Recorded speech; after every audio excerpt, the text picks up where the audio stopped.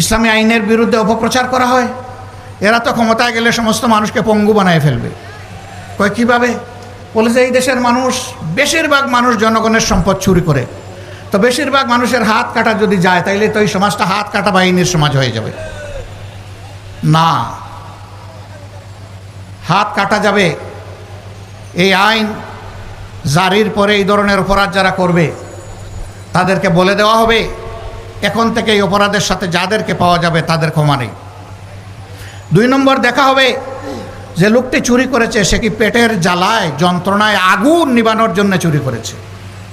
যদি এমন হয়, রাষ্ট্রের দায়িত্ব হবে আগে তার আগুন নেবানো, হাত কাটানো,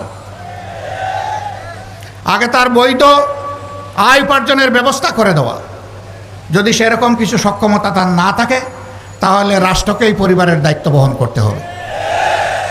এরপরে লোভের বশবর্তী হয়ে কেউ যদি চুরি করে তাহলে 2-1টা হাত কাটা যাবে প্রকাশ্যে, গোপনে নয়, যাতে সারা দেশবাসী এটা থেকে শিক্ষা নেয়।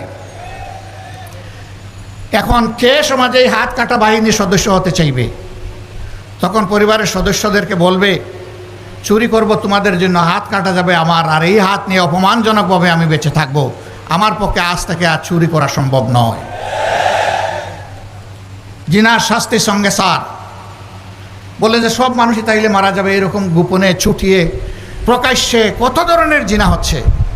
হ্যাঁ, ওরকম 2-1 জনের শাস্তি হলে বাকিরা তওবা করে আড়ালে চলে যাবে ইনশাআল্লাহ। মা বোনরা নিরাপদ হয়ে যাবে।